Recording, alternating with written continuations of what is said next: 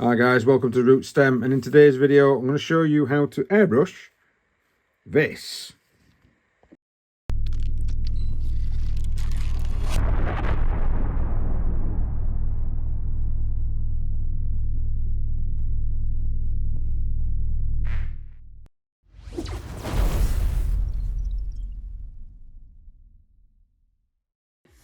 So to begin our journey with the flaming maw,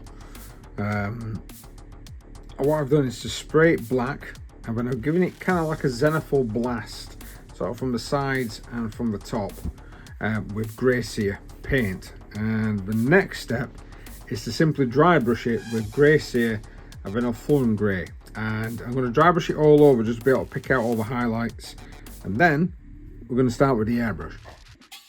Okay, now we've got our dry brush on there. That's effectively going to give us our white base to go from. So old school technique, nice bit of zenithal there. We're going to start by adding the lighter colours first, and then of course drawing it back in and drawing it back out. So I've got a selection of paints in front of me. I'll go through them in a moment. What you need to remember is you've got to kind of focus on where the heat is coming from. Now for me, on this particular model, the heat is going to be coming from its mouth. Now what I mean by that is the fact that its mouth is the magical effect, that is the driving force behind the magical item. So that's going to be the bit that's going forward, and that's going to be the bit that's generating the most heat from the flames. So we're going to be looking at doing light colours at the front and then darker colours towards the back. So if we were to do a top to bottom, light colours up here, darker colours down here, but we're going to get a little transition in between them both. So the first thing we're going to do is to apply or airbrush Uriel yellow, probably about halfway onto the actual model, maybe a little bit less, maybe sort of, well, no, we'll do it about halfway onto the actual model itself. Then we're going to airbrush some Troll Layer orange. That's going to be our second colour. That's going to go the rest of the way. Then we're going to have some Mephiston red. We're going to start then putting reds in, maybe bringing them in a semicircular motion, a little bit more towards the centre because this is going to be darker anyway, but the zenithal highlight that we've done should be able to pick up a lot of that. We've then added a tiny bit of black, so we're going to be mixing some colours. So we're going to be adding black into there as well, and then just doing the tips. Once we've done the tips and we've kind of darkened that off, we're going to reinforce the highlights and the lighter areas with some Flash Kits yellow. We can even put little tiny bits of Flash Kit yellow running through. If you want to go back to the orange to try and brighten it beforehand, you can do. These are kind of going to be kind of spot highlights, and then maybe just a little bit of a full grey and Flash Kits yellow in the mouth area, just to make sure that that is the brightest. Right, let's crack on.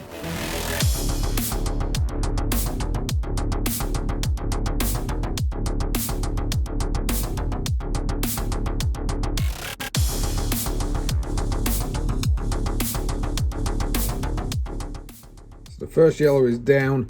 If you can see, hopefully on the camera there, the pre-shading that we've already done is already kicking into effect. Now I've gone a bit further back than what I wanted to with the yellow, so that's because we'll be cutting back in with the orange. Right, next colour.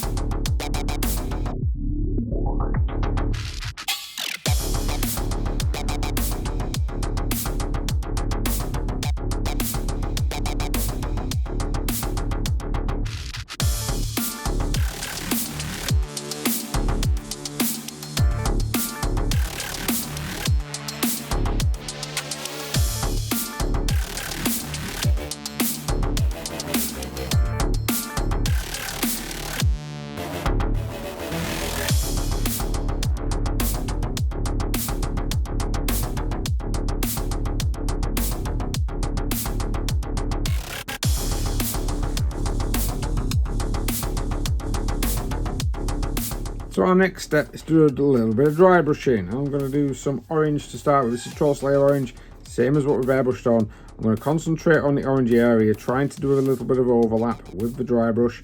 It's not a massive dry brush, this is a Green Stuff World, just a standard dry brush series, size 5. Then what we're going to do is to hit Mephiston and Red. We're going to go into the reds down the back end, touching up those areas that I've darkened off with the red black. Flash Gits Yellow then is going to be done onto sort of like the mouth area, trying to get a bit further forward, and then I'll do a combination of both Flash Gits Yellow and Fulham Grey sort of right on the edges to give it to quite close to those particular teeth.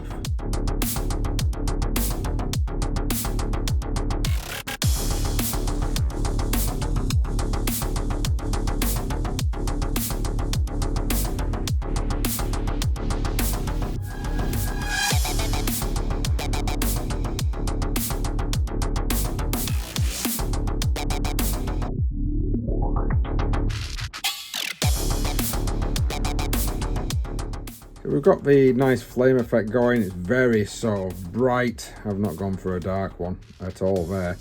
And what I'm going to do now is to paint the teeth. Now these very large teeth, I'm going to sort of apply, maybe look at this like I'm painting bone. So for this we're going to use these 3 colours. We're going to start with Carrick Stone. We've got layering up with some Shabty Bone, and of course finishing off with some Screaming Skull. In between, we're going to be adding some Thin Down Contrast Skeleton Horde. So the idea will be this colour, Thin Down Contrast 1:1 with some Contrast Medium. That, we've got a layer of that back on top again, and then maybe a blend between them two. Maybe some that back on top again, and then just kind of keep building up and building up and building up until we can get to this particular colour for the highlight, and that way we should be able to get some nice gradient looking sort of like semi-rotten teeth.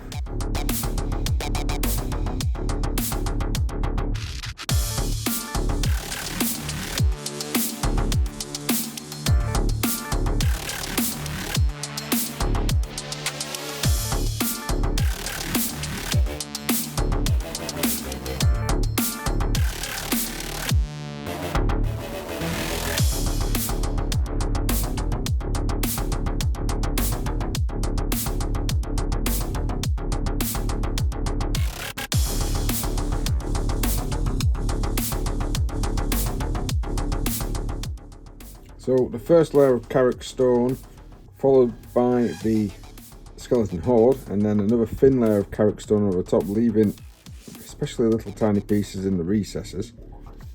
Work to treat. Now what I'm going to do to try and speed it up, your Shabty Bone's going to go on, we're going to dry brush.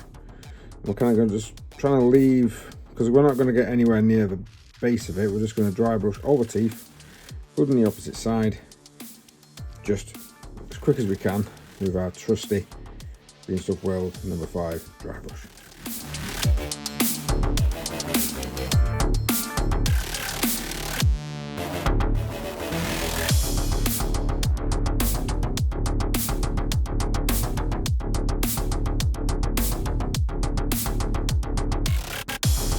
And there we have it, your fully painted Gnashing Jaws of Death, Flame and Destiny. Well, thank you very much for joining us, guys. Please like, share, subscribe, hit that notification button if you want to see more. I know there's a line there, but it doesn't matter. I'm just trying to get this on the field. I'm going to try and get more videos out as best as I possibly can. It all depends on what I'm painting. And we'll see you next time.